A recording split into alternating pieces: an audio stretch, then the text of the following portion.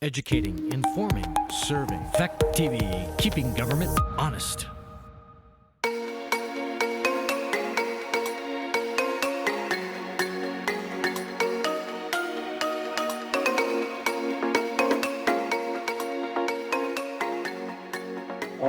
It is 6:30, and this is the regularly scheduled, special meeting of the Wyndham Northeast Supervisory Union Board. We're meeting at Bells Falls Union High School, and as is customary, our first item of business is introductions. And why don't we start with the folks to my immediate left. So if you'll introduce yourself, say what board you're on. Very immediate. Oh, yes, immediate left. I'm sorry. Hi, I'm Karen Blanchard. I'm on the Westminster Board. Sorry, Karen. Thanks. Jim McCall, Rockingham School Board. TBOC Westminster School Board. Molly Bannock, representing Westminster on the high school board and the high school board chair. Jack Breyer, representing Grafton. Andy Haas, Superintendent of Schools. Chris Kibbe, Rockingham School Board and WNESU Treasurer. Archie Merrill on WNUESD, Grafton. All right, and we have remotely both a non-voting member of this board and a voting member of this board.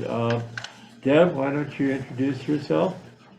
Deborah Wright. I am a representative of the Bells Falls Junior High School in Rockingham. All right, and our non-voting member is Mr. Clark. David, do you want to introduce yourself?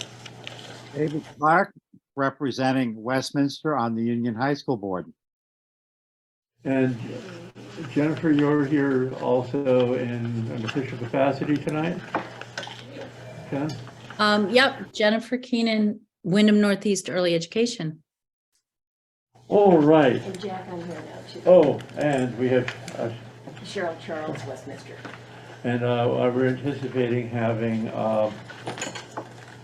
Priscilla here momentarily, but she's not here as we started.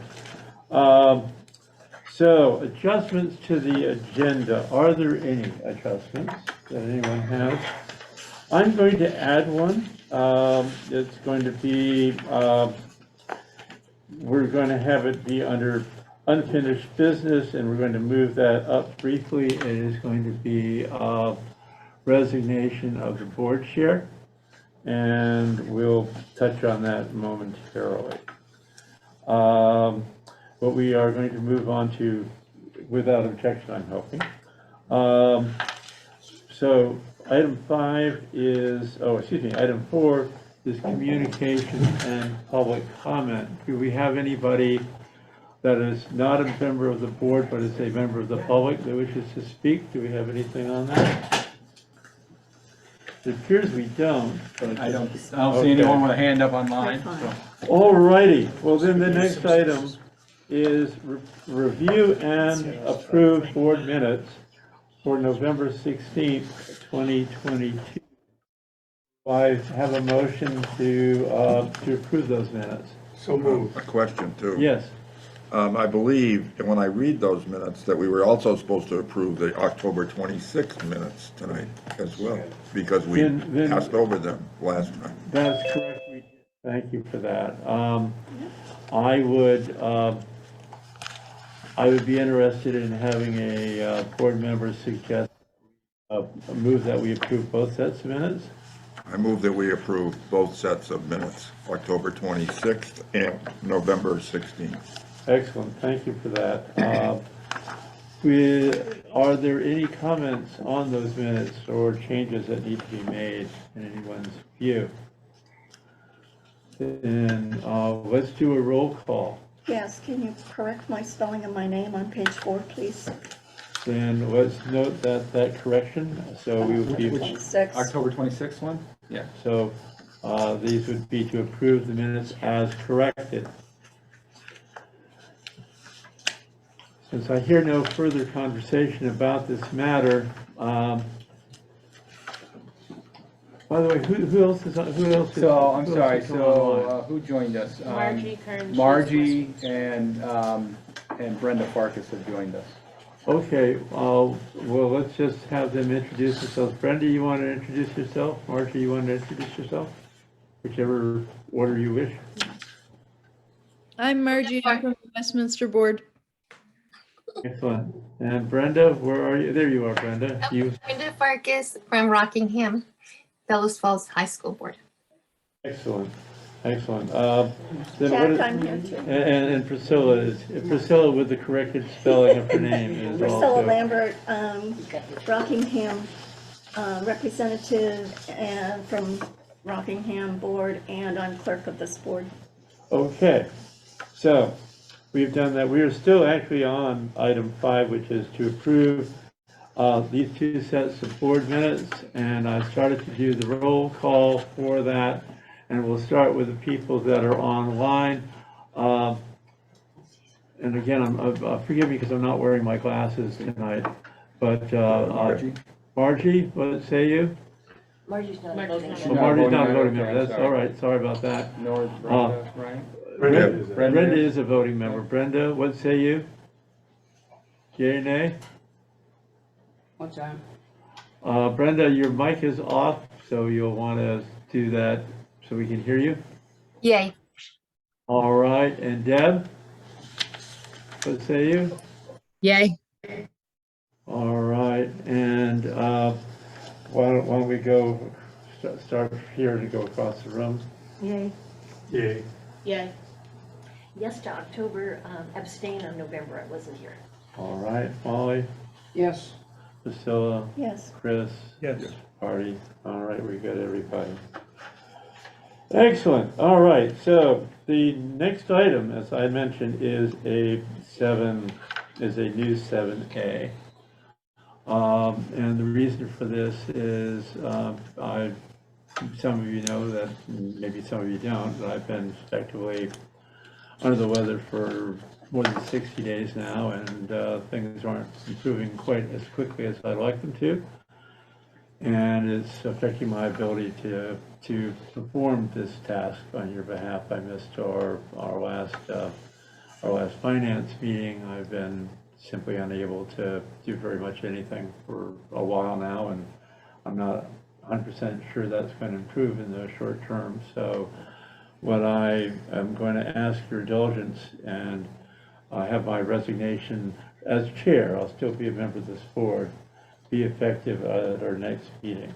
But I am going to ask, with your indulgence, so you'll have to nominate a new chair at that time. With your indulgence, have our vice chair run this meeting tonight. I still plan to be on the elementary school board in Athens and Grafton, and may hold that position until March, because there's some things I want to do on the executive committee that I can't do in any other way. But we may make some changes there too, depending on what my colleagues decide. So that's my announcement on this matter, and I hope people will be understanding. And I'm turning the meeting over to Molly to run at this point, unless there is an objection. Molly, I think it's yours. They're not kicking me out. All right, well, we're sorry to hear that, Jack, but I'm more than happy to try to help get things going. So we're gonna move on to reports, central office reports. So Molly, I apologize, I should have requested this at adjustments, but if the board would not mind if Mr. Vazina could go prior to me, just knowing that he's got to drive, and I don't want to. Absolutely. If that's okay. Is that okay with everybody? Yep. Shake a head, yep, okay. All right, Andy, I'll warm them up for you. Thank you. So I've given you 3 documents, and the one that I want to talk about first is the account. It is this one, right? The account. Where is that here? Okay, so it says approve budget by function. And the reason, this is not a big deal, but the reason that I'm showing you this is the document that we are trying to do the function and object. And this is not an exact science. And I think that's the point that I want to get across to you, is that try to do the best that I can to get it in the right function and the right object. And again, difficult to do because we were kind of developing some object accounts as we were moving forward. So this just gives you, I guess, confidence in that this is what the board had passed last fiscal year, and it tracks to a 10,729,000.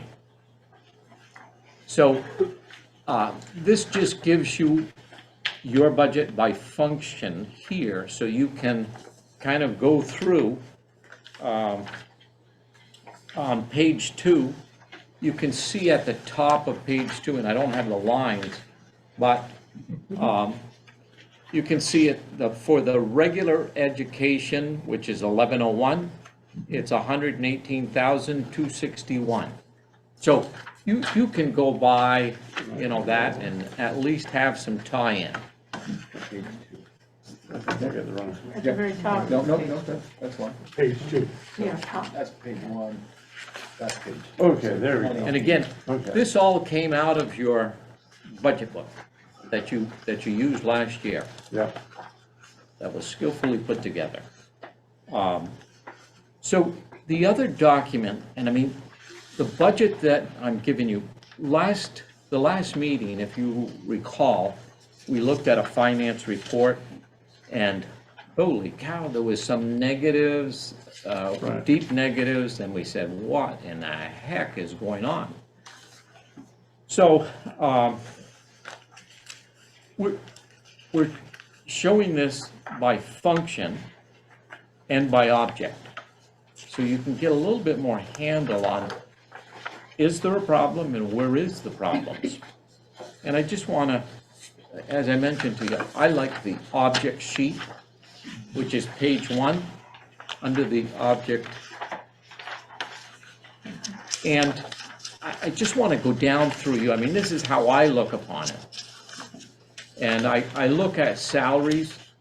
Yeah, there's a few negatives in there, but on the down at the bottom where it says total salaries, over on the right-hand side, you'll see a 302, 380. Yeah.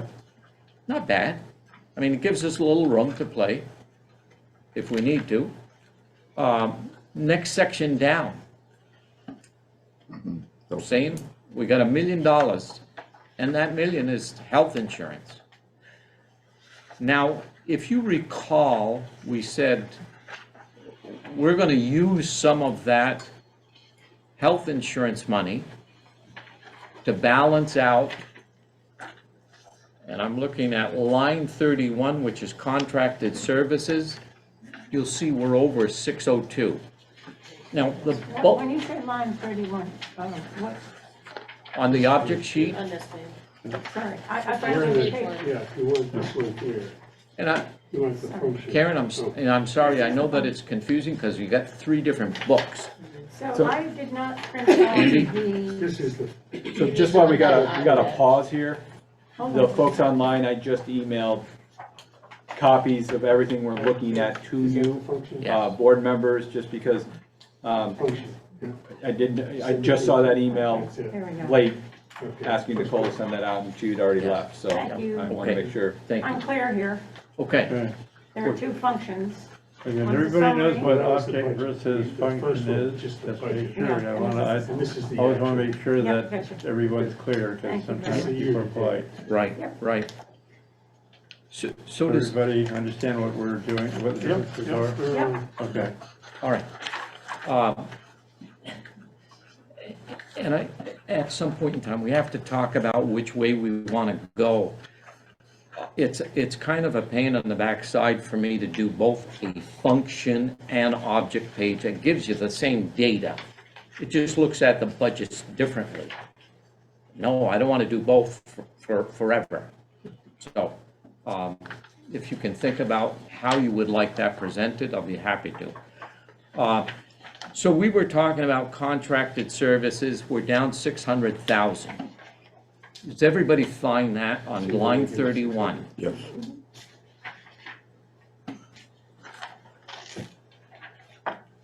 Yeah, See, this is the, so I have, December 13th, I can help her.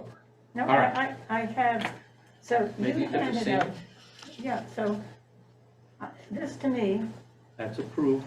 And it and this This is should be this financial one. That's not that summary, one. and that's this one. No, That's this one. no, Really? that's this one. Yep, that one. Okay, This so one. the, thank You you, that's sure? good. You just, I'm with you. this page. That's the page. Okay, So look at line 31. Yeah, I'm there, because All I right. was looking for the lines I have to there. So you said this, Okay. function summary, and then object summary. Gotcha. okay, thank you, It's more Karen. the function summary. So we're down, we're short monies in All contracted. right, guys, let's make sure that, folks, your indulgence, just want to make sure. So we're short 600,000 in our contracted services, what we had proposed in the budget and what we're expending. Now, the question is why? What is it? And that is in special education, as you recall, we contracted for both paras and teachers. Right. And then if I misspeak. That's correct. So, how do we balance that? Because ultimately, you know, we spend to the bottom line. I've got 10,729,000. I should say Andy has 10,729,000 he can burn through, but no more. Now, what we're gonna do to balance that is we're gonna pull some of the $1 million in health insurance. Health insurance is line 19. Does everybody find that? Yep. Yep, So you've got $1 million up there, but we're gonna move that to balance out a little bit. Again, I just wanna tell you, as somebody who helps with your finances, if we're $10,000 off, that's one thing. I don't get too excited. $500,000, it's a little bit more of a concern. So that's a big one, and we'll start to get that ironed out. On line 37, tuition, it looks like we're 160,000 short. But are we? And again, we've encumbered 278. Yeah. We may not spend that all. You know, we encumbered the funds to reserve them, but we may balance out. Supplies. On line 43. You're $506,000 in the hole. Is that real? No, And it may be real, and chances are it's a result of a summer food service program, which we expended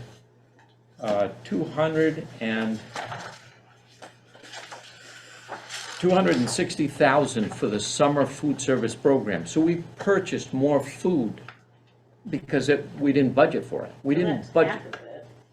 What's that? That's half of it. Yes. Yeah. That's half of it. But the other thing to keep in mind is that for the summer food service program, we spent 260 and we're bringing in revenue. And you always want to look at that revenue side, but we're bringing in 506,147 So you got an offset. offset to, you know, to the good. And so, yeah, I'm concerned that we're going a little high on that side, but I know that you're gonna balance out a little bit with the additional revenues on food service.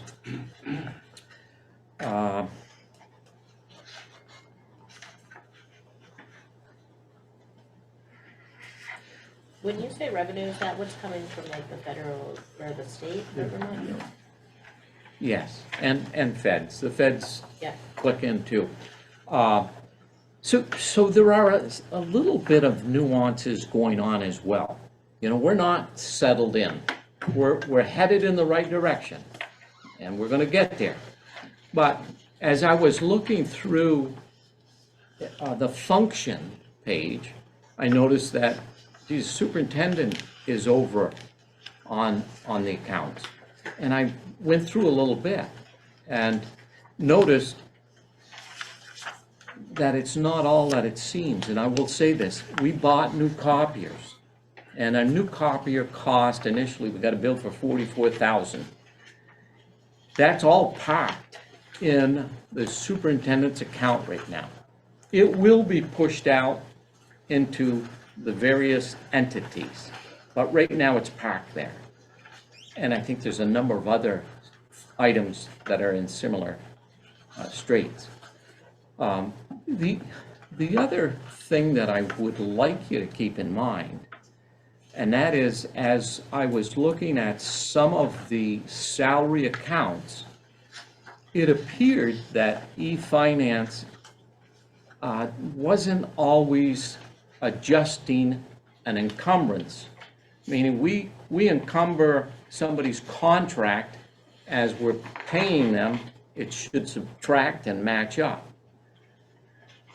I don't think you're getting at 100% in e-finance. No. Now, why don't I have the exact numbers? Well, another 3 weeks and maybe I will. But I don't have them right now. Couple things on this. The first is, we had pledged to people that this year we would include in school reports this component of the budget, so people could see what those charges were for. Are we at a point where that's comfortable? And two, it does sound like that this is going to need some notes, you know, on some of these items. And can we do that without it being a particularly big deal? Just simply asterisk and a note below it kind of thing. Because I think, you know, like the copier thing, the fact that it's an offset and additional revenue from food service ought to be noted so that if somebody looks at this in a Yes. town meeting, they don't lose their minds. Yeah. And I do, you've got a large number of crossover items. Yeah. And I tried to detail this came out of e-finance, this section.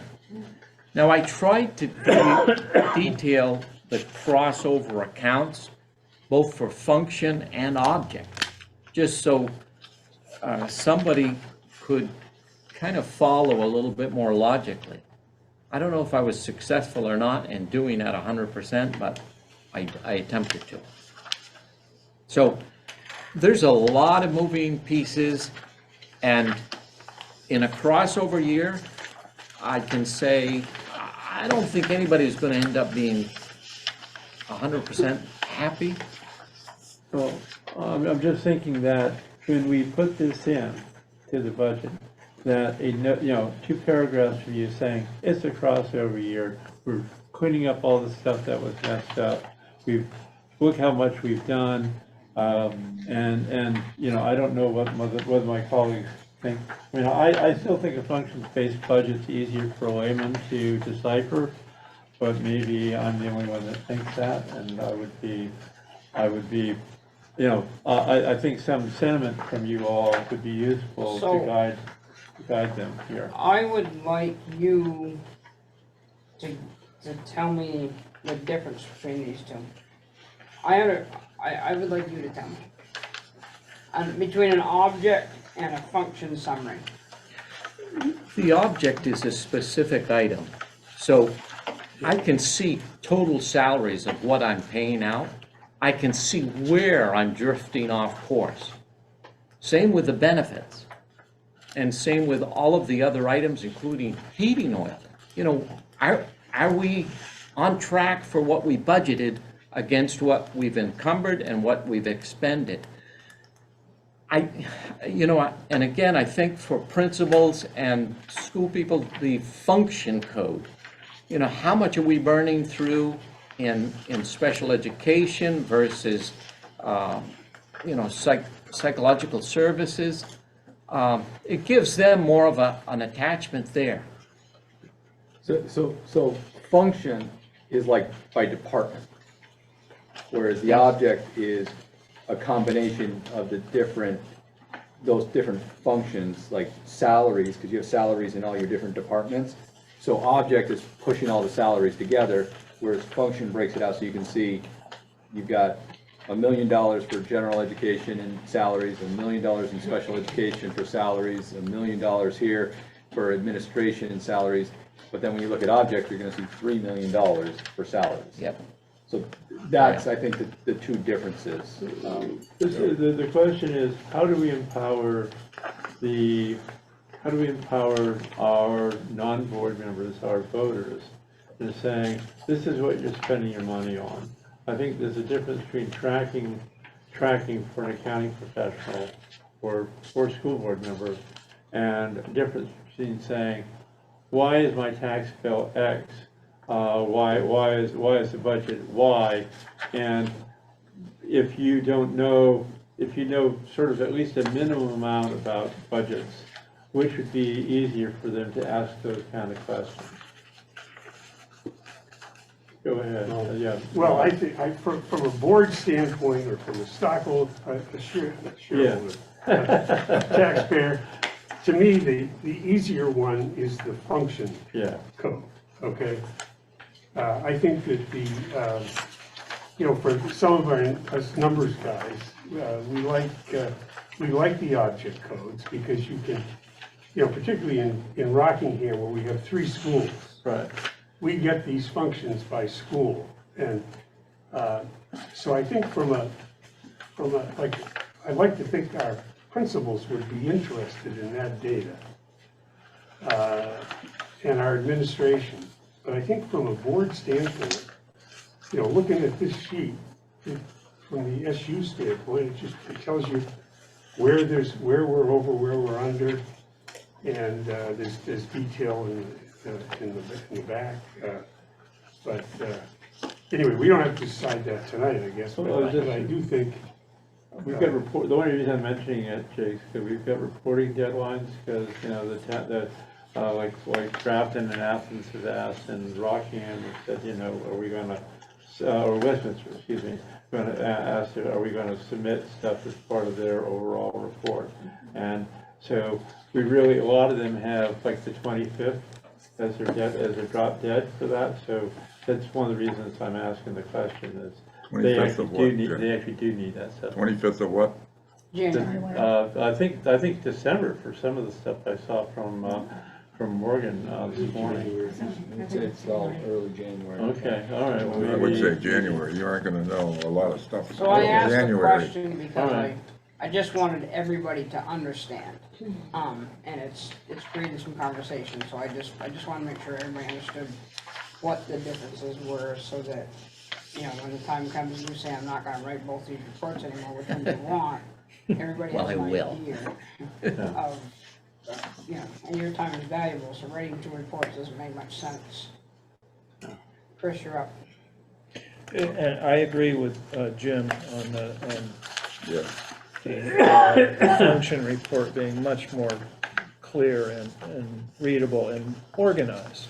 It just, I can hardly get my head around this mishmash of lines that comes from the object summary. I understand how it's doing it, but I think that's really the way. I used to have to go back and redo a bogus version of what you did to figure it all out. So yeah. Well, it's not part of the problem that last year nobody really knew what they were putting into the budget. Yep. Well, it didn't help matters. And now we're putting stuff where we think it went, but that has doesn't mean necessarily that it's matching up the way it should have been a year ago when this was put together.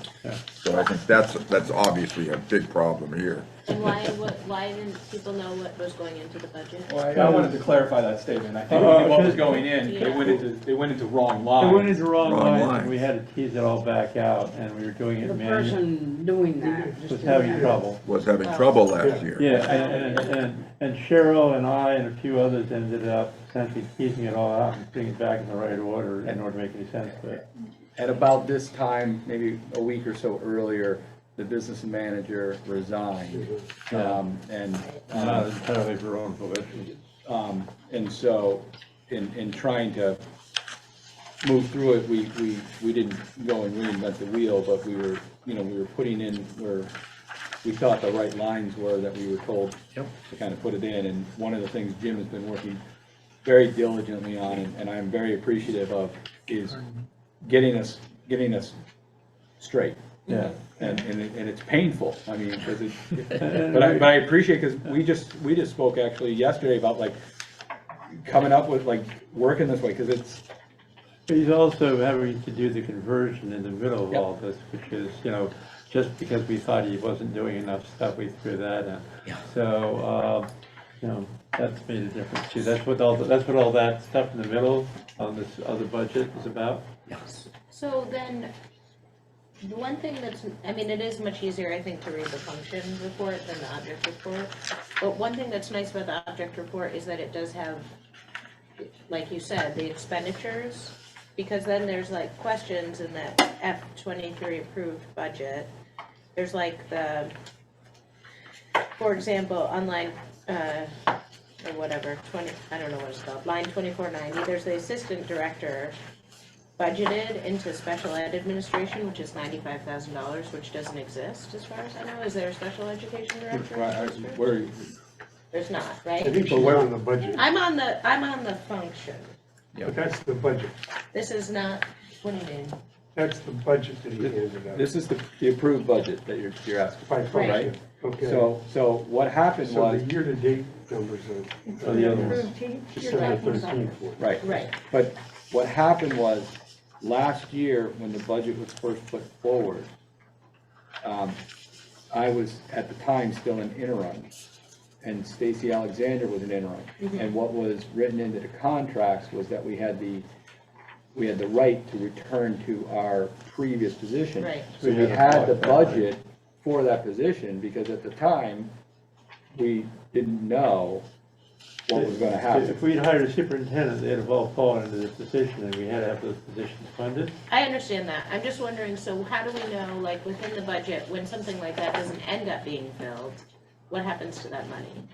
It stays in the budget. And then it would get reallocated back to the districts at the end of the. It's a bottom line budget, so if you could either be used to fill a deficit somewhere else, or you return to taxpayers, or whatever you all decided.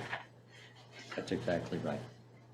Were you done? No, yes. Sorry, I kind of interrupted him in the middle of his riff here. So I'm letting him have his way with the meeting today. I'm sorry, I'm so used to doing this. I gotta shut up and let the person in this chair do their job. So my comment is that I'm in the minority. I actually like the detail of the object report. Could we add, if everybody else is loving the function report, could we at least get the balance on the backup sheets, just so it corresponds to the front page? Yes, I would appreciate that, just not having to go back and forth so much. sure. And I guess the question I would have, Jim, is you said like developing, but you have to do it twice to develop both. Is that, okay, so it's not, because, I mean, if we were to publish both, it would just be a cost, right? Because it's more paper. So, but that would be the only, to put both of them in there would just be a publishing cost. I agree doing just one, and I think then maybe we could get an explanation of the variances, Sure. where you'd have more time, not spending it on this one here. Yeah. The objective to figure out for us what's causing $158,000 difference, or, what are the major pieces? And what I didn't include, And there is a summary sheet that matches each function, Yeah. which I didn't include, but that would be descriptive as well. That would be good, yeah. That would be helpful. And I too am a fan of budget notes, so I really support what the chair is saying.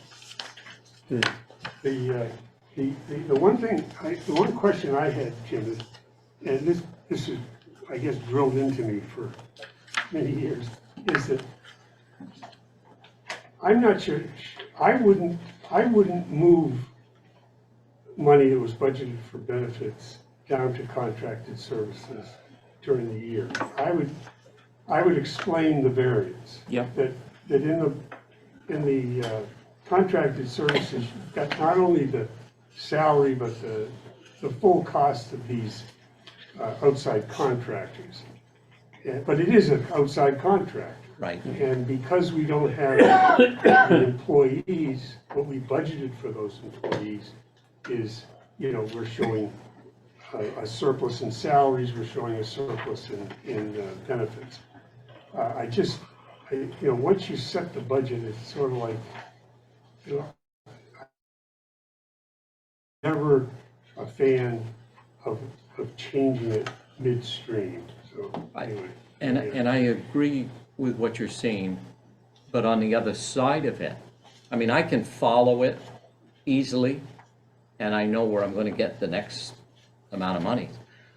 But the problem, Jim, that I run into is people, other people who are not intimate with this stuff, see that 600,000, they say, my God, don't they know what they're doing? They can't even budget it? And there's a lot of pushback because it's way out of balance. And, some people get excited when they see those bigger numbers. As I said, I usually don't backfill anything that's a small amount, 100,000. I don't backfill, but the bigger ones, there's a lot of pushback. So I appreciate what you're saying. It's just my experience. Well, there should be a note function where Yeah, you this is can another say one of that those- you've done it. This note is one of those things, that's why I was saying, I think this is Right. one of those that's gonna be studied with a good dozen such notes. Yeah. It really does help, it does help the guy in the fifth row at the district meeting to understand what's going on, and that's really my goal here, Okay. or was.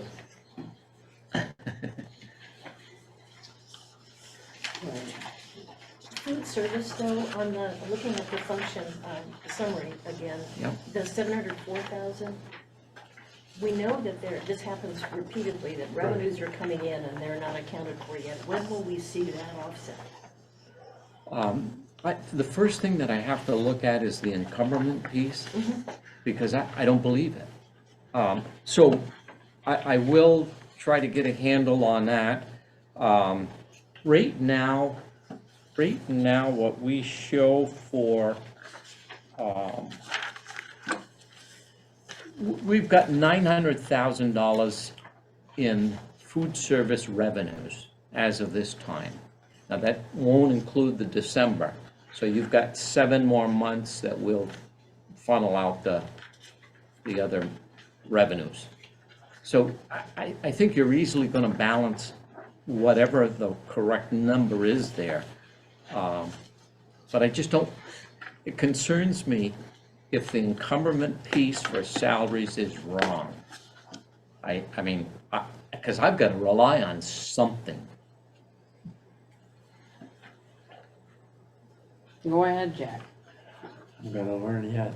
The one thought, and this is something for the board to consider in the coming year, is that this budget system isn't really developed to have what is effectively a corporation within the enterprise. So, and good accounting practices would be that you would identify this as and maybe even incorporate it as owned by the SU, food service as an entity. If you did that, then you'd have a traditional balance sheet for it, And instead of having these crazy numbers, what you'd see is the net. Right. The income less the expense, which is really the number you're really interested in. I thought this was a good idea a couple of years ago, and every year I see this, and the numbers get more opaque, harder to follow, and if we're wrong, quite frightening, because if the reimbursements aren't what they expect them to be, there's going to be a lot to pay for this. Right. So I would just urge my colleagues to really consider having that be an item of business next year, is to formally, either to set up as a line of business, or I would actually incorporate it with this board being the trustees. You'll have much clearer lines, you'll have much more transparency, and I just, I think it's a much better business practice overall. And Jack, I just want to say, some of the problem, all the revenues are not in the system. And so, That's why you have those funny lines, right? Well, yeah. I've never, but again, I have to know that stuff because, I'm steering the ship a little bit. Well, but it's 10% of the whole budget here, and if you can't really judge what you got, and the system actually gets in the way of your understanding, that's a problem from my perspective. Go ahead, Jake. Well, I think what Jack is saying is the food service is kind of like an enterprise fund. Exactly. It is an enterprise fund. And if of all of the numbers on the sheet, take the function one, okay? For the 9 months. The financial December 13th function report, and you see the 700,000 excess. The one number I have the most confidence in is that at the end of this year, what we get charged from food service is going to be the budget. Okay? All of these variances are going to go away because it's an enterprise fund. Right. And if there was, if we did miss the mark, if the fellow that runs it, if he did overestimate revenues, he's got money in the bank type of thing to smooth it over. So like I said, the one function here that I don't worry about this year is the food service. Now, I don't know if that's sort of cold comfort, but. But I just think that since people, it's such a black box, and I think that if people understood it, that, I agree with you. We are running like an enterprise fund because we have something that we're not technically supposed to have, which is surplus running in it. Yes. We have it at least correctly boxed legally, then it's not gonna be a problem at some point where somebody's gonna say, hey, what's going on here? Right. Yep. One thing I just noticed and just verified with Jim here is the fiscal year 2023 expended, that's real dollars. That's checks that have gone out the door, and that's 5 months. And I know Jim's approving them, I'm approving them, I'm looking at the stuff. The total of that is 4,179,186. You divide that by 5 and multiply it by 12, and you're gonna get 10,029,000. So it's 700,000 favorable to that budget if the same track holds. And pretty much it seems to be pretty consistent to me when I'm signing checks or approving the check requests.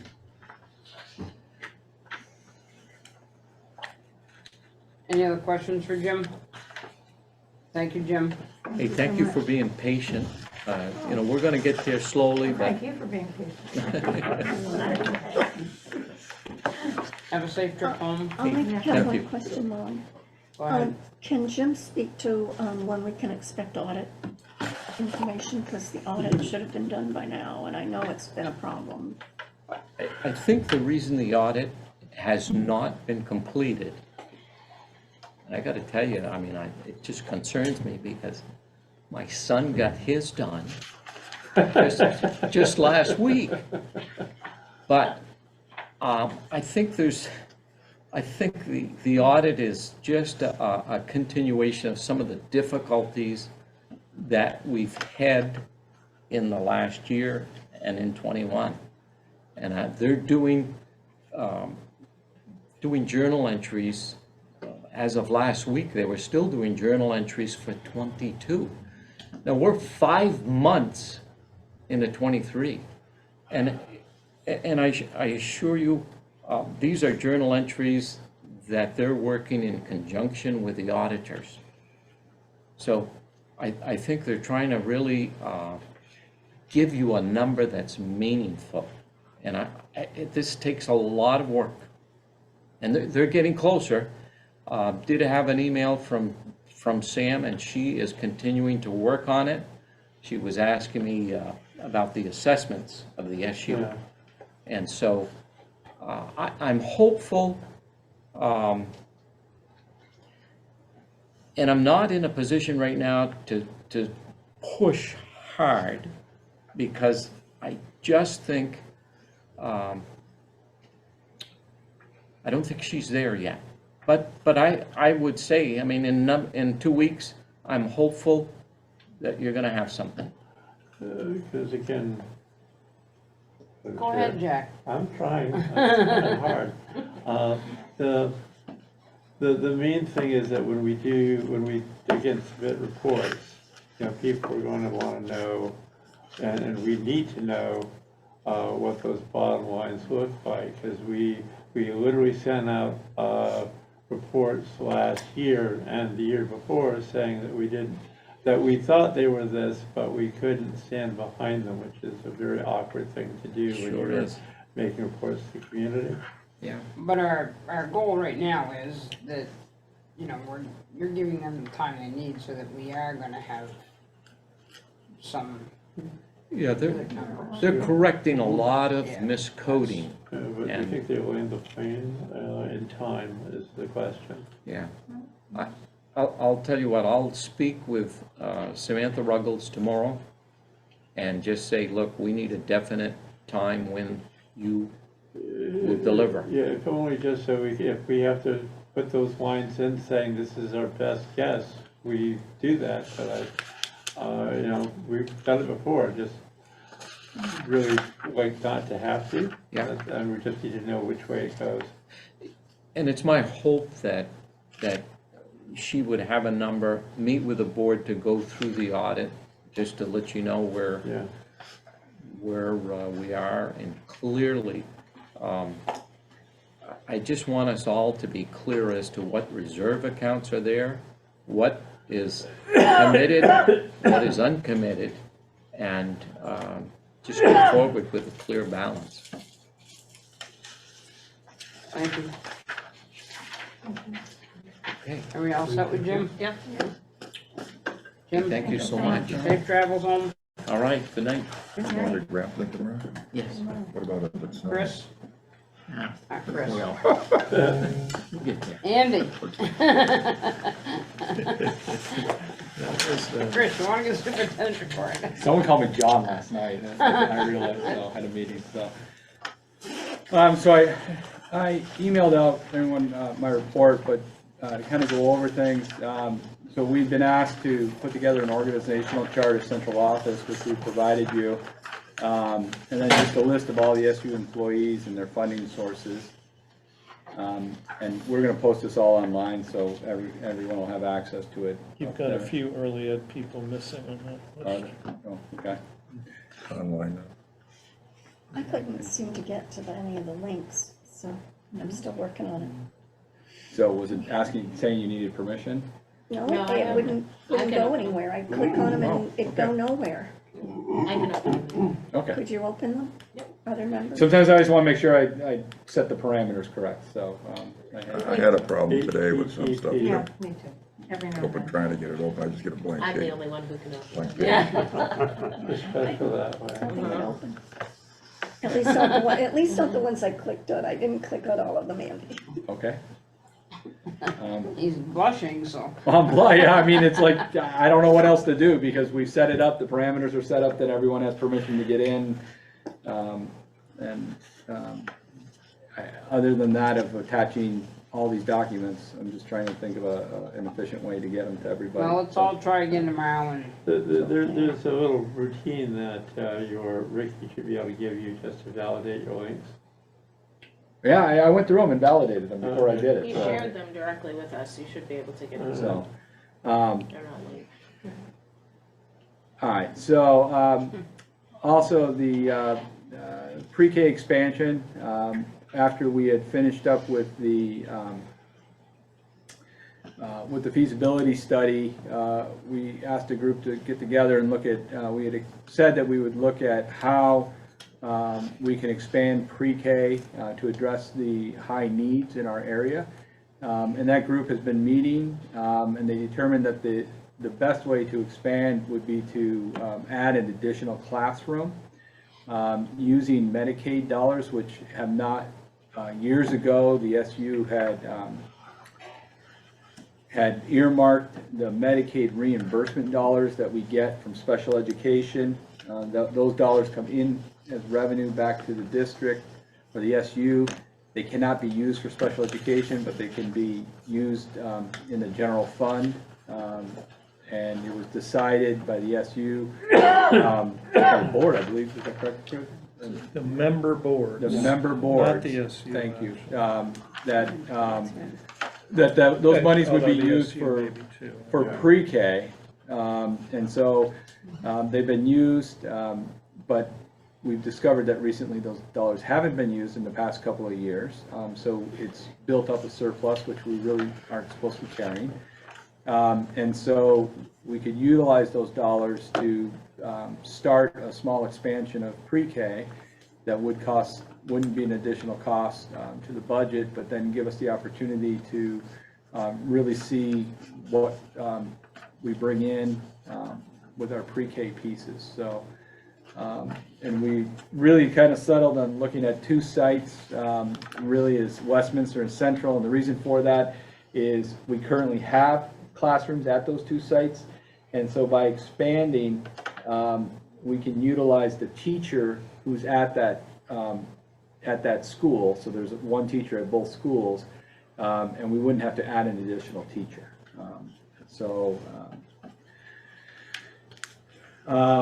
We just finished up our professional development day just before the Thanksgiving break, and Deb Cardane, our Director of Innovation and Instruction, she put together a fantastic day for teachers. This was the second PD day that she had put together for us, and really, I just wanted to, when you can click on the link and get into it, see the brochure that she puts together for teachers. I'm gonna do it on my phone. It's, we've gotten a lot of accolades back from teachers, just really appreciative just of the presentation, but then just how it's organized and the content. So we're really excited about that piece. This is the teacher effectiveness section? No, that was on the professional development Oh, day. professional development. The teacher effectiveness and supervision plan, we developed that and worked with the association on it. It basically just sets down a parameter of how teachers will be evaluated through observations of walkthroughs, but also formal observations, and puts teachers on a cycle. And we had one when we used to use iObserve. Observation. Or iObservation, thank you. Which the previous administration had decided to move away from, but didn't put anything in place. So we had developed this plan that we're rolling out this year and today, and then on Monday, continuing administration, we spent working on it, getting everyone on the right cycles. So it's essentially a teacher is on a 3-year cycle through that piece. Security updates. So just last week we got notification from the AOE that we can use our ESSER funds for safety upgrades, and so they consider those now to be allowable expenses. We've been asking for a few months, but they finally got around to it to approve that. And just wanted to notify this board, because this board had approved the expenditure of funds for those security upgrades. And so we are writing those in. They haven't been fully approved yet, but we are writing those in as strategies. And the AOE has asked us not to send up any amendments until after the new year. They're a little behind. So we're holding off on that. But the way ESSER funds have worked for us, we don't see any hiccup in, we've been moving forward. Ricky had walkthroughs and with vendors, and so we're expecting RFPs in pretty soon on that. But that will allow us to really not only look just at like security cameras and door locks, but the vestibules and changing vestibules so that we can control those entry points much better, and other types of upgrades around security. So attendance procedure, we just want to make people aware.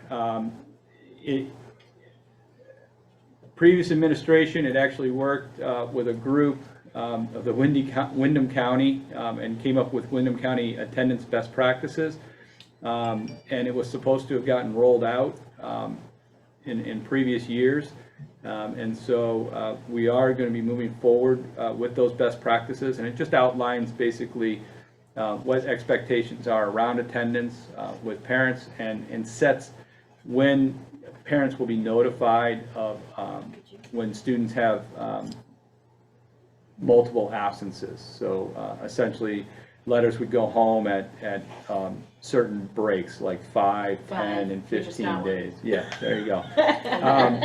What we've been really working on, and I just want to make this real clear, what we've been really working on is also aligning the practice. We've had some schools where sometimes they mark, just getting down to students are absent or they're present. You can't be anything else. So you're either in the building or you're not in the building. And then if you're not in the building, there's excused absences and unexcused absences, right? And so we acknowledge that obviously there are times that there are excused absences. We follow the state's guidelines for those. But we've been cleaning up because there's been tons of codes. You talk about Jim, I mean, just attendance has been years of Ricky and I working on codes and cleaning that up. And so therefore, really getting back into, as we went through COVID, there was kind of a pause put on that by the state on truancy and whatnot. So we're getting back into that and really doing, where's the real big piece? It affects your ADM. So it's, you know, if we're not tracking ADM correctly, we're not getting dollars in. So That's the one we don't have access to the Windham County attendance list. Right. I did okay. open that one. All right. I provided a draft of the proposed calendar for the 23-24 school year. We haven't, we're still talking about early release days. That's going to be some work we're doing on Monday in a meeting. And then we should have a finalized calendar ready in January. But we just wanted people to kind of get an idea of what we're looking at as a start date and an end date in there. So we're trying to work to align with both RVTC and WRCC, because our students go to both, and so there's always a challenge to try and align all of our bigger days off with those other entities. Yeah, they're not aligned. It's been constant. Yeah. They have different weeks. Yeah. April's not aligned. And as superintendents, we have the conversation, and we try, you know, which tail is wagging the dog kind of thing. So we do try to work that out. So furthermore, we're rolling out a student prevention protocol. It's mostly around student threat to self, threat to others, and non-suicidal self-injury, which typically we refer to as a student who might be cutting. It might be a term you hear. But really what it is aligning our practices and our protocols across our schools. How different schools have approached different instances, you know, situations with kids has varied, and we really feel that we need to have some alignment. Especially we have families with students in 3 different buildings at times, or even more than that, and And so we want to be consistent in that. And so David Bingham, who is a school clinician at Westminster School, he's really taken the lead on this. He's worked with Mark Gibo and Andrea Carlson, who are school counselors here at the high school. There's a quick guide for teachers to look at because there's a lot of information in the other pieces. And a lot of it was developed under the coordination of You Matter, which is an organization, You Matter, for youth and young adults, and it's a leadership and engagement initiative. And so we've really been working on that to get it in alignment. We're able to push it out. It's been here at the high school, and now we're pushing it out to K through 8. And so David, Andrea, and Mark are going to be meeting with school staff and training staff in the coming year. And so that'll help align us and make sure we're doing that correctly. With an update on ESSER funds, we've sent RFPs out on roof projects for our Rockingham buildings. We are just finishing up the RFP on the high school roof here. We're still waiting on a bid on the kitchen at Central. And once that is done, we can push that up for project approval. The HVAC system here at the high school that M&E is working on, we haven't gotten back that final spec so that we can put out the bid for that work. But I'm told we should get something soon. We've also had a committee, I believe you guys met today. I'm looking at Jigs and Molly. I think you guys met today to begin interviews for a clerk of the works, just someone to oversee this, all these projects. We have a lot of projects that are still in concept approval that we just need to get some traction on getting out there. Some of them aren't even ones that we need RFPs on. It's just getting vendors to come in. And then we're also with work of redesign at the high school here. We originally had brought an architect in to look at the science area originally, and while that person was here, I just said, hey, could you give me a bid on the whole redesign of the school? And so they gave us those 2 bids. We were looking at possibly the Haver funds funding the science piece. There was a hold up a little bit and not wanting to wait because things are getting tight. We're getting tight on time because it is all part of redesign and what's better for students and how we respond to COVID.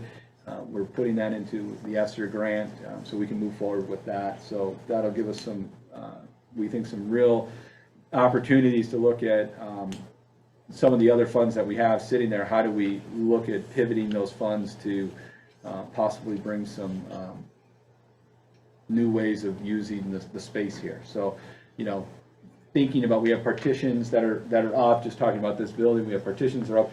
How can we redesign those? Are there transparent walls that can be used and things of that nature that we can move, allow light to move forward through and stuff of that nature. So some of the thinking we're doing there.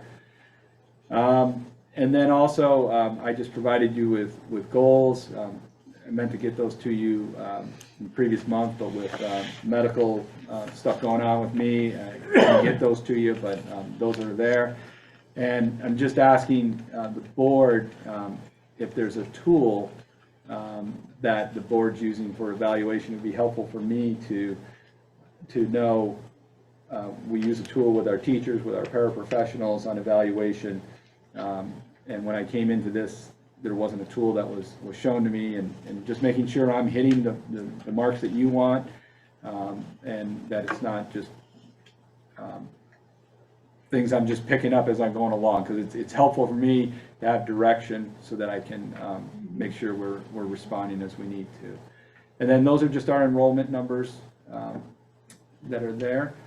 The one thing that it's been fairly consistent. We're down a little bit. I know we've had some students moving out of the district recently, but it's been pretty much just around that, just over 1,000 students. The last thing I'll just it's not in the report, but I know it's just a big topic. We are watching the weather for Friday. We know that there's a storm coming. My hope and goal is that if we are going to cancel school, that will come out by 5 o'clock on Thursday, so, which is tomorrow, so just want to make sure.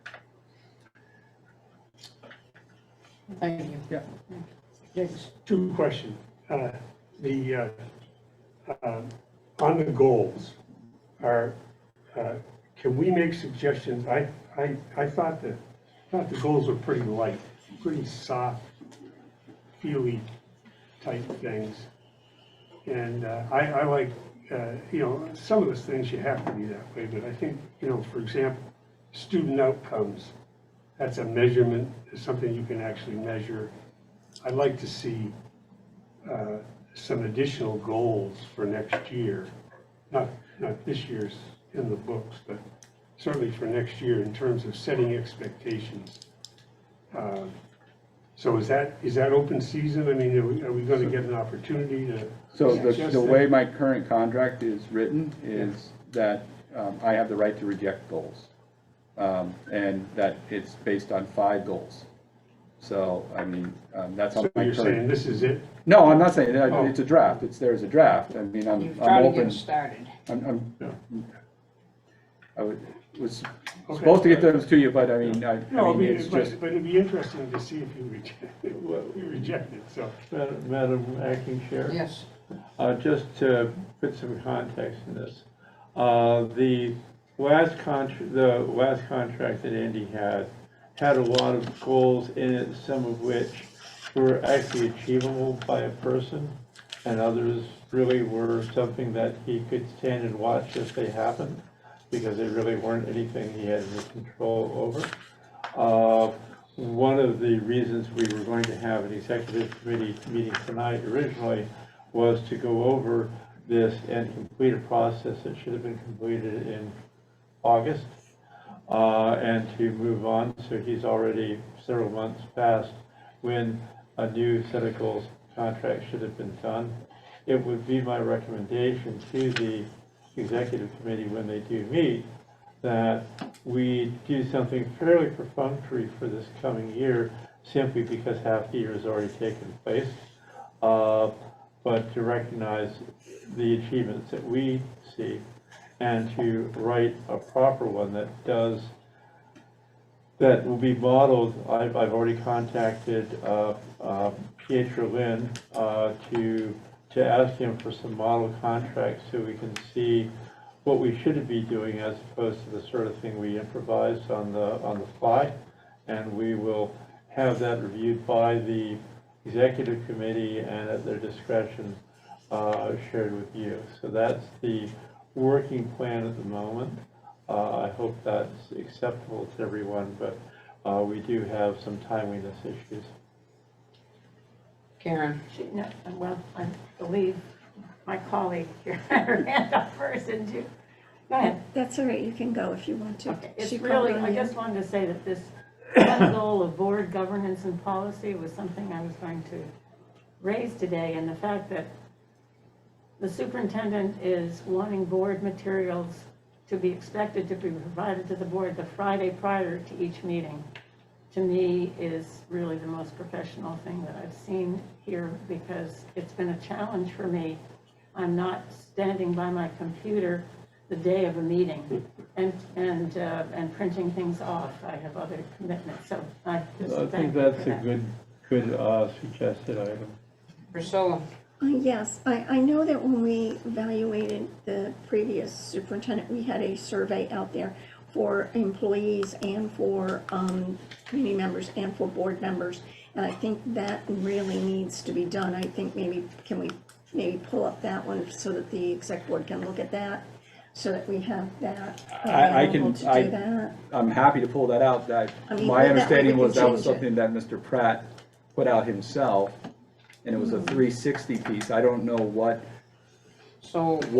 tool he based that off of, and I would ask the board that if there's going to be an evaluation, that it be a vetted and research-based tool for evaluation, because that's what we use for teachers, and that's what we use for our paraprofessionals.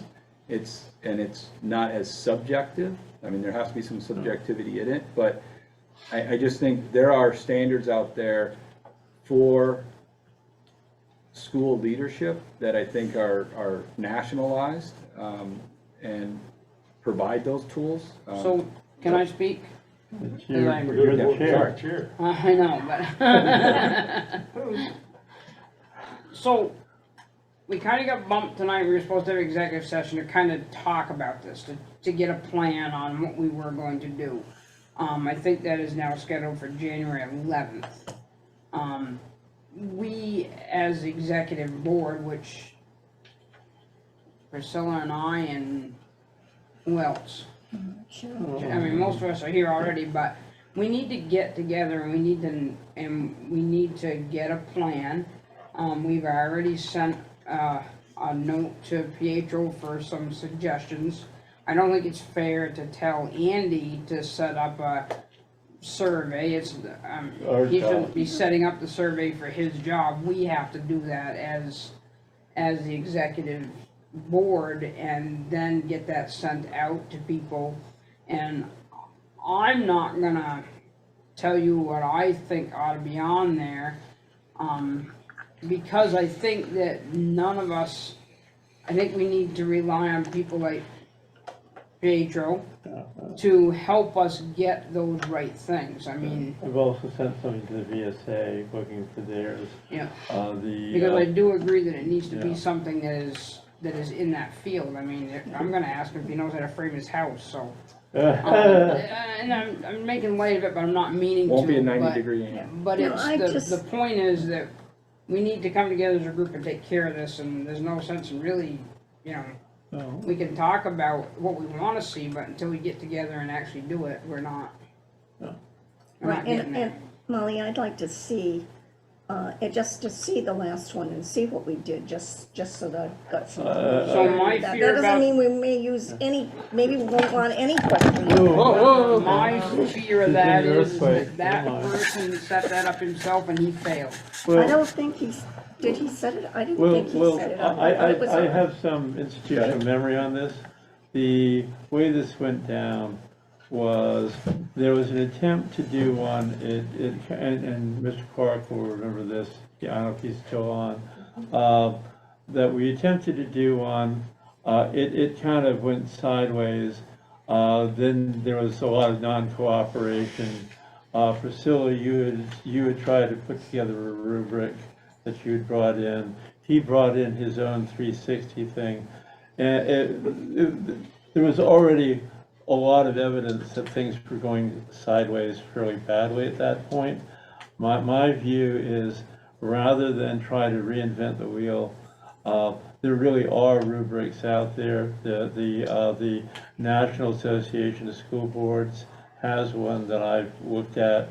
The New Hampshire one is really quite excellent, and I believe VSA probably has one though, as well. School boards. Association. Yeah, so. Yeah, as long as we've got Well, something to start looking at. The main thing is, the task set is,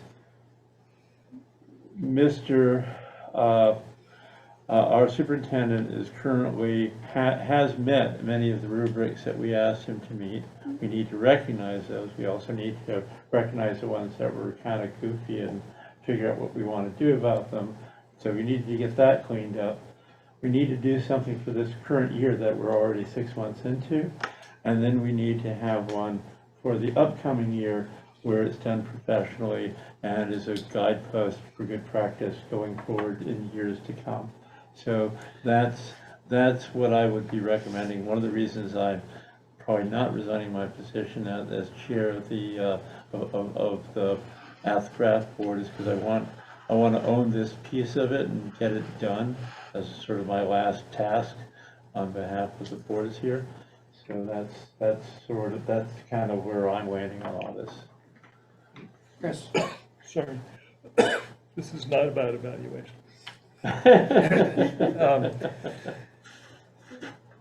Did I read in the paper a while ago that PCB testing is going to be conducted at the high school? So I mentioned that, we mentioned that on Monday. Yeah, so, Excuse me. so I did some pushing with the state. We had a school that was, I mean, it's robbing Peter to pay Paul, to be very honest with you, but we had, the way they scheduled schools, they had a school that was scheduled for the beginning of '23, so between January and March. And I just pleaded, I said, you know, we're doing this big project, and many board members have been vocal, and I think right, I mean, why spend the money? And so they said, so are you asking us to trade this for that? And I said, yes, please. And so they said, okay. So yeah, we'll be testing for PCPs here between January and March at the high school. It's a hot topic. We just met with the legislatures, Southeast Superintendent's Association just met with it. We slated 20 minutes, an hour later, of talking about it. I mean, it is the #1 topic. I mean, it's in light fixtures, and if you have LED lights, you're good. If you're not, you don't know. It's in caulking, it's buildings built, you know, 60s and 70s. You know, those damn panels. yeah, and as you know, one superintendent talks about her father was a contractor in New Hampshire, and he put up a lot of these buildings, and he says, you know, why are he's 96 years old and, you know, still going, but he says, you know, she shared with us that he says, I can't believe those buildings are still up. They were only designed to be up for 30 years. It was because of the boom in student population, and, you know, he said, you know, he's surprised they're still going. So, Well, that snowstorm you're talking about, might always there is to solve that problem. but yes, thank you. Thanks for the update. I'm glad that that's going to happen. Go ahead, Sharon. Thank you. Andy, I like the new format, the more detail with the links embedded to the document, so thank you for that. I think the report was very helpful. I have a question about the pre-K pilot, and it might be that you or Jennifer to answer it, but I don't think you mentioned to the board that it's, the pilot idea is to go to 5 days a week, full school day. I paraphrase, I think I said, did I not say that in that? I thought. In the written report, you might have, but I didn't hear it tonight, and I just wondered if we, with that offer, I mean, we've heard so much from community members about parents in particular, the need for a full day offering instead of only the 10 hours a week that the state helps subsidize. What if we get a waiting list? We're talking about expanding it in 2 places to 5 days a week. The board might want to think that through. Yeah, that would be a good problem, right? And I think it's just to have that conversation. It is in the written report, and Jennifer, I just saw popped on again, and I'll give her a minute here. It is in the written report, and I did summarize. So what we are discussing is going 5 days a week for full school day. I just want to clarify that for the public. When we say full day, we acknowledge that it wouldn't go to 5 o'clock, but it would be the school hours. Jennifer, and then not my meeting to run. So. Who's next? So I think Jennifer popped on and wanted to say something. Go ahead, Jennifer. To answer Cheryl's question, if can everyone hear me? Yes. Oh, yes. Sorry. If more people requested slots in the public site than we had room for, we would have to draw by random selection. And that's in the Act 166 rules. When years ago, that would happen frequently, and we would draw. We had buckets that were like publicly attended, and we drew in ratio back then to the resident members of the SU. We haven't had a waiting list in a while, and so we would leave kids in the bucket, which was our hat. And then when a slot opened up, we would draw from the bucket. We would go and have the the superintendent draw or something like that, but that's what the regulations say. I have two questions. One is, so, what would be so if it's gonna increase to 5 days a week, what would be would this be a traditional pre-K classroom, or would you continue to have 3-year-olds? What we talked about, I mean, everything is at the Andy and Jennifer and Lisa, the pre-K teacher who works in Westminster, conversation level. We were going to have 3 and 4-year-olds because we think 3-year-olds need preschool too. And that's hugely valid, and it actually makes for a really rich 4-year-old year when children come the 3-year-old year at both locations.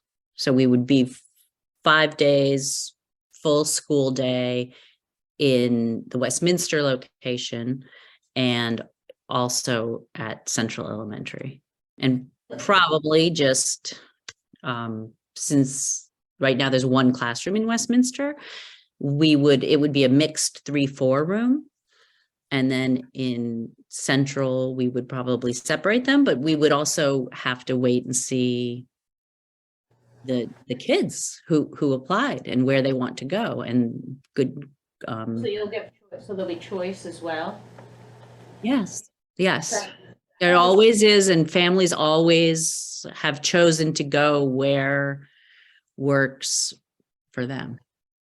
So then, we did the survey that asked families what they wanted, and I don't have it with me. Andy and I planned to put stuff on the elementary board agendas going forward with, what did Andy say? A dog and pony show, but with the data and stuff from the survey. But we asked people where they would prefer to be, and we can sort it by their district of residence and where they would like to be. But we can also ask them with their initial application, where do you want to be? We had a couple small number, and I don't have those numbers in my head, say that they wouldn't want 5 days. And I actually had one Westminster mother email me a very long, moderately upset email that her child might not be able to come because she really only wants a couple days. She doesn't want 5, and she doesn't want to be shut out. So we're going to find ways to balance that, especially at Westminster. It'll be easy to do that because the teacher's there all the time. So we could actually count more children in Westminster. yeah, I think you know my concerns with planning it around one parent. No. We would have, I agree, Teen. We would have many children, 5 days full day, and then we could have a couple of slots, like 1 or 2 slots for those kids. And if we had, that makes sense. right, and then we could count more kids actually. Mm-hmm. So if there was, let's say there was a waiting list, would there be preference given to children who are 4 years old for those slots? None of those questions we haven't drilled down to that level yet. It's a really good question, and I would have to go back and look at the rules. My memory of the rules from when we had a larger number of children, families asking for slots than we had available slots was first come, first serve. It was, no, take that back. I misspoke. My memory is that it was random selection. Not. I think it's something to consider since those children will be entering kindergarten the next year. Yes, and I would say that I agree from it, like an educational standpoint. If you have one spot and 2 kids and one of them's going to kindergarten the next year, but like I said, we haven't drilled down to that level of detail with the planning yet. However, my memory of the Act 166 rules is it's random selection. And I will, when that's a whole other piece of planning that's very important. And to get 4-year-olds into pre-K is part of why I do what I do. Jack? Okay. One of the, my original plan for the year was after elections was to invite our various representatives to come meet with school board, this particular board, because a number of the issues that we encounter from time to time are things we can't fix but require legislative remedies. This particular piece of essentially putting parents who have established relationships back into a lottery every year should there be excess numbers is both brainless and cruel, but it's something that requires a legislative remedy. That, That isn't how it works, Jack, I don't believe. They don't all get thrown back in. The point, Children who are already registered yeah. get slots. So But the all of my current 3-year-olds would all have slots, and then we would say, To be clear now, just because maybe I'm misunderstanding what you said, it sounded like if we went and we tried to put together a waiting list, that in fact that having that waiting list would change that situation such that we would have to choose based on essentially drawing out of a hat. That's kind of what I heard you say, and I want to make sure I heard that correctly. What happens to kids if there is an excess number of people interested? If we did this recruiting business, what happens? Madam Chair, could I just, before, my intention was to put it on there to get, but could we add this as an item for our next board meeting so that we could, because I'm hearing a lot of things. We have not taken the time to develop like even procedures and protocols around this. Okay. I just wanted to share, this is the thought process moving forward. I also know that Westminster has had some discussion as a board about pre-K and what they can do within their own district, and what, I don't know how that might affect all of this. So I think there's more, but if we could put this on as just an item that we could come back with, and if there are questions, team, like you're asking, like procedural questions, like how do you draw the kid out of the hat or whatever, like we want to have that all outlined before we move forward, so. Thank you. Well, the other thing is that the Rockingham Board has not discussed it. Granted, I know this is a WNESU managed function, but I think the taxpayers of Rockingham and the Rockingham School District, which is a host to one of the sites, ought to be included in these discussions, particularly if we're dealing with things where there could be wait lists and kids left out and all of these kinds of things. And I think, quite frankly, the whole premise to me hasn't been discussed. I looked at the one set of statistics that we received on the last spring's school performance, okay? And the good news was our K through 2 results. They were tracking where they should be. 3 to 8, we dropped off the chart, okay? So I look at this whole premise of this need, and I'm saying, what about the 3 through 8 kids? I mean, my goodness, I don't, I see our job is to address needs, okay?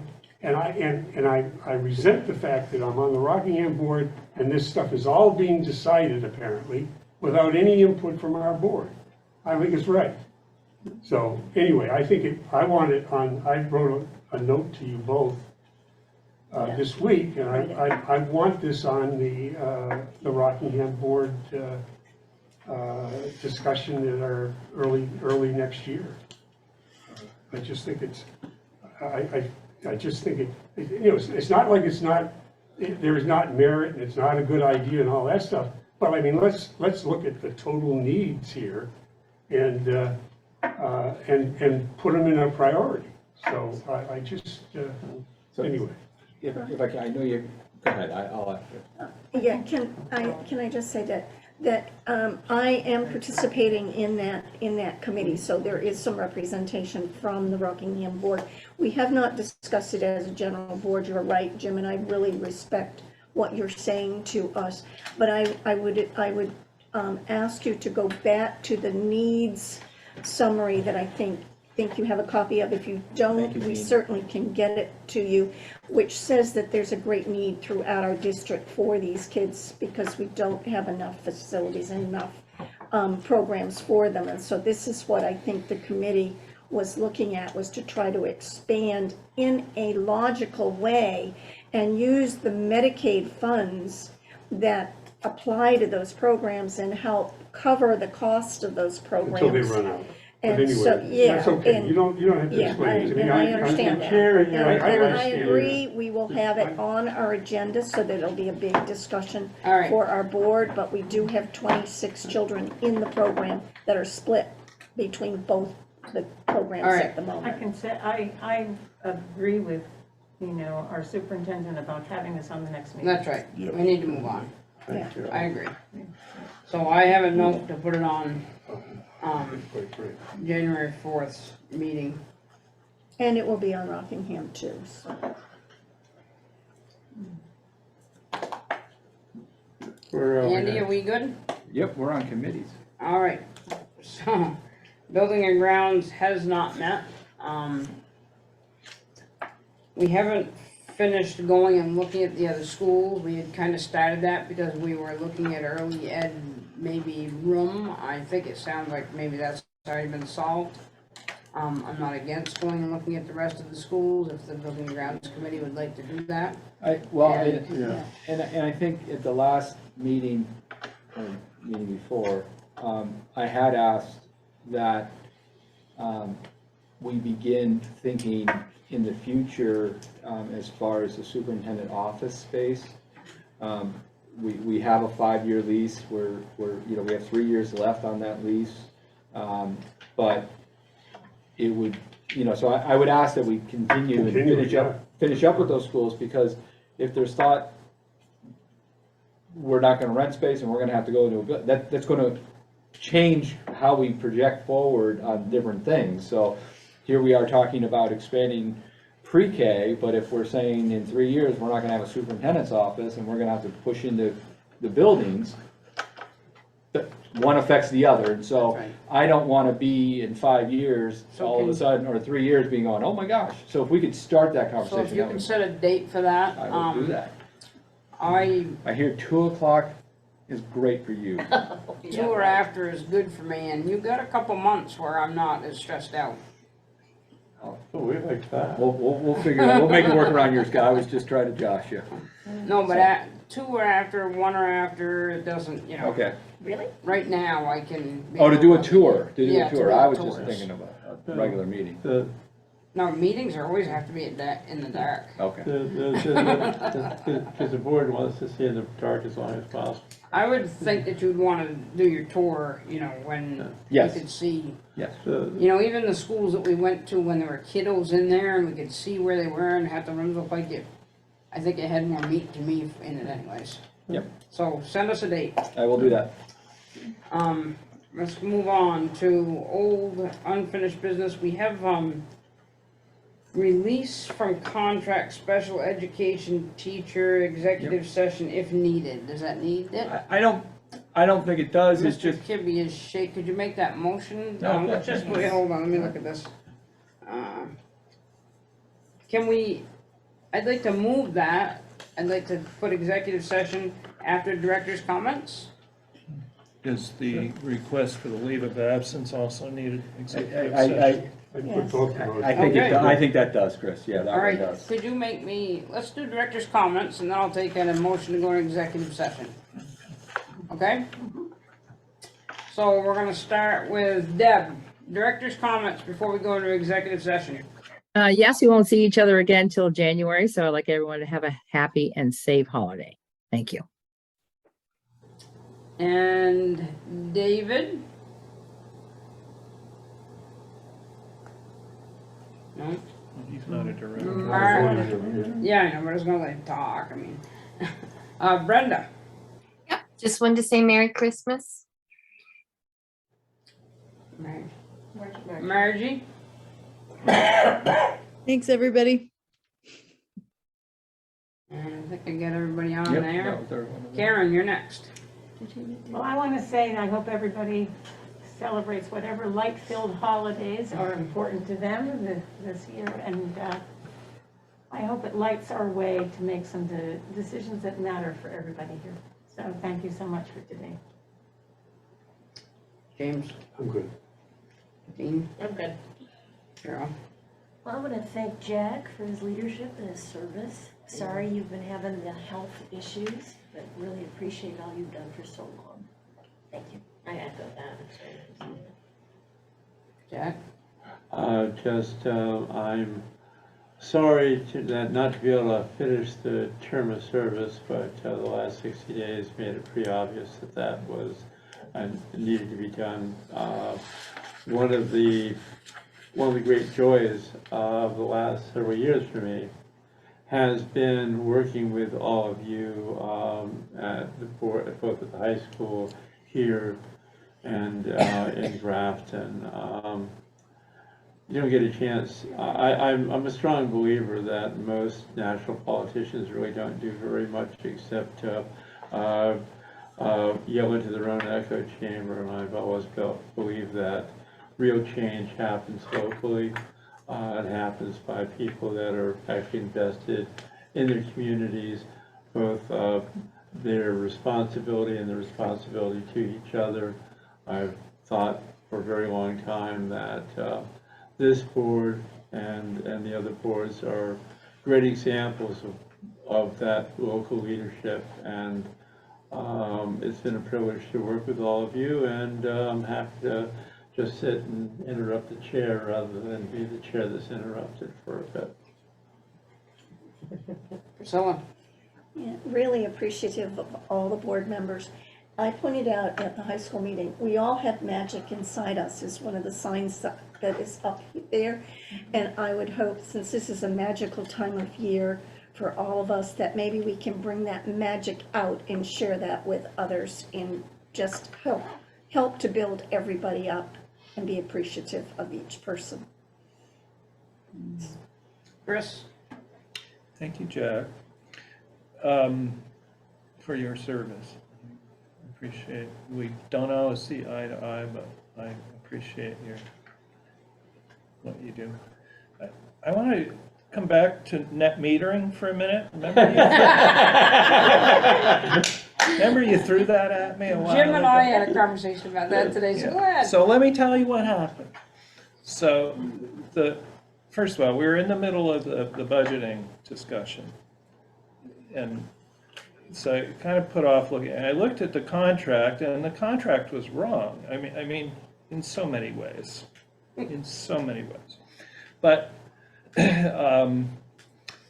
the contract for that one he was asking the SU to make a decision for, I think it was Athens and Grafton. And so I finally talked to the guy and said, the SU can't make a decision for its members. Well, he didn't want to talk to me after that. Off he went to, I think, you folks.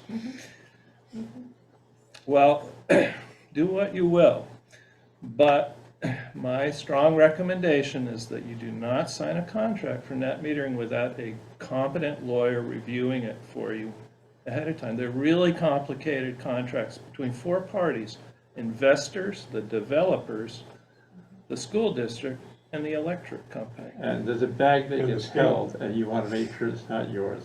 Yeah, well, and it's not, you're not going green. If you put up solar panels and you're behind the meter and you have a battery in the school, like I think you initially said, that's going green. That's using solar power. But this is different, and it's got a lot of nuances to it, and I've looked at enough of these contracts so that the one that I looked at that he gave us, I had a number of questions about provisions in there, and we have a good lawyer that I gave you the information about, who has looked at these before and can do that if you guys are actually looking. So, Hardy, you're I'd next. I'd be interested to hear exactly what you're thinking about. I just want to hear more about the specifics and what are the red flags there for you. I read through the contract too, and I emailed with Alex, and I couldn't find anywhere that it wouldn't save us money. So I know we don't want to take time in the meeting now, but I would like to hear from Chris or Jack. I think I emailed you, Jack, but I didn't hear back. The last 60 days, anything you well, sent me is. Okay. feel free to give me a call. Yeah, I'm really curious. I want to know more. Point of order, we're supposed to be doing director's comments, which means we don't comment back and Exactly. forth. Okay. The one thing I'll add to this discussion about the solar net metering is it's going to provide more work for the guy that was sitting here earlier today in his department, because you have to track every meter. If they go to every meter, they have to see how much went to that meter and how much do we have to pay the company back. So every month, it's a lot of work for the people sitting here. And I know this because I've done it before in a prior life, so. Right. And I would just like to thank Jack again, like everybody else. Jack, you're the one that got me on this board. Sorry about that. Looks like David's ready. Thank you, Molly. I am ready. Can you hear me? Okay. You are 2 years into a 5-year lease for your superintendent's office in Westminster Station. That lease has 2 5-year renewals. Read your lease. Thank you, Mom. Thank you. So, I got a couple things.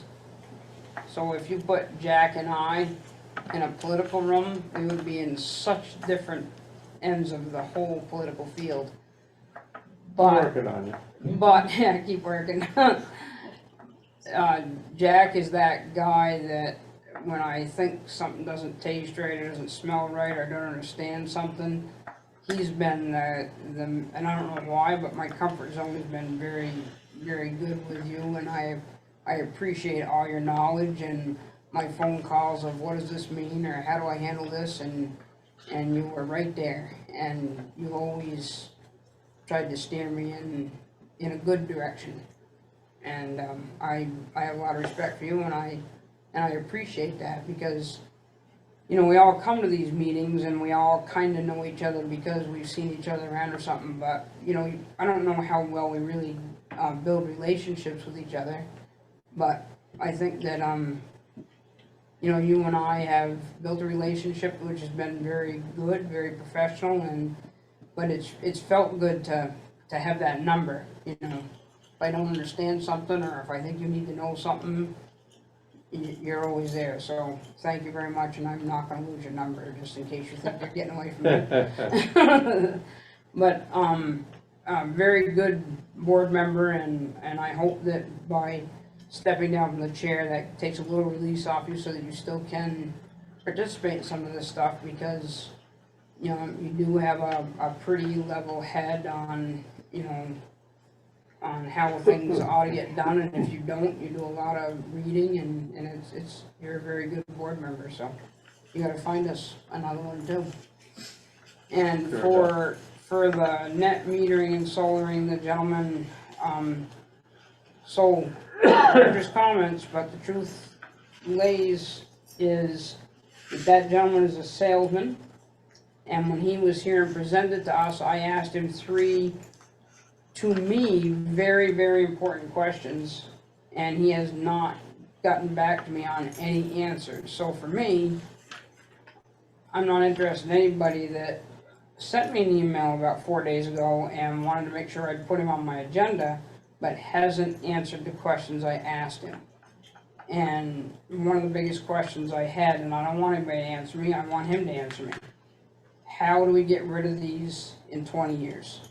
I don't want my kids or my grandkids being stuck with a boat anchor because nobody knows how to get rid of them. And he couldn't tell me that. And I've heard some awful stories. So, the net metering might save us a little bit of money, but at the long run, in 20 years, did it save us anything? He didn't answer that for me.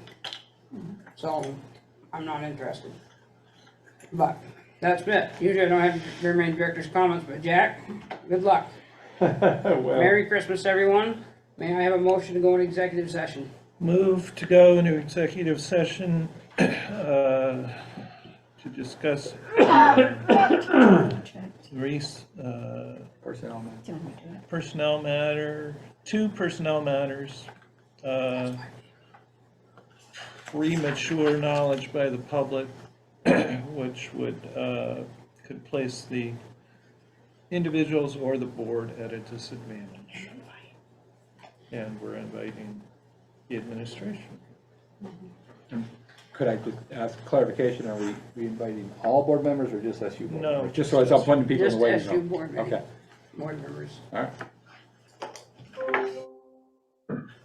I think I'm supposed to vote on that, aren't I? Yeah. you are. Deb, how do you vote? Can we go to executive session? Aye. Brenda? Aye. And that's all I got there, right? Yep. Karen? Aye. Jim? Aye. Teen? Aye. Cheryl? Aye. Priscilla? Aye. Chris? Aye. Hardy? Aye. Jack? Aye. I didn't have you on the list. Okay, we are going into executive session. Okay, we are out of executive session and there'll be a little bit of action taken. Chris Kibbe, you're up. Teacher's name is Samantha. Sam Samantha. Alexander. Alexander is hang on. Right. Let me get her her name, please. Look it up now. Didn't have it. That isn't right. That's what we used last time, was Sam Alexander. No, Sam Alex is her nickname. Oh, no, it's, It's Sam Alex. yeah, it's Sam Alexander. Okay, oh, sorry. No, I had the question because it's Alex, she goes by Alex also, is a name that we've used, so. I think when I first hired her, she had a different name. Sorry. Okay, I move that the board deny the request of Samantha Alexander for release from her contract as special education teacher. So a yes vote would be To deny. to deny. Do we need and reported to the board? To the state? That'll happen regardless. Brenda, you there? Did you hear Yes. the motion? All right. What was your question? You heard the motion and we're looking for a vote. Yes Yes. to, Yes. thank you. Karen? Yes. Jim? Yes. Teen? Yes. Cheryl? Yes. Priscilla? Yes. Chris? Yes. Hardy? Yes. Jack? Yes. Motion passes. I will notify her. Jack, you're next. And the name of this gentleman again is? Christopher Moody. I move that Christopher Moody be immediately granted an indefinite leave of absence from his position as paraeducator. I second Thank you. Brenda, how do you vote? Yes. Karen? the yes. Jim? Yes. Teen? Yes. Cheryl? Yes. Priscilla? Yes. Chris? Yes. Hardy? Yes. Jack? Yes. Okay, I think we've taken care of all of our business this evening. Our next date and time of meeting is January 4th, 2023, 6:30 here. So that's our alternate meeting date. I just wanna, do we wanna hold it? You don't, I mean, I'm fine with it. We'll put it in there and see. How's That'll that? work. I don't know, it's a long ways away, it seems like. It will be. I call this Not meeting as long as we adjourned think. at 8:35.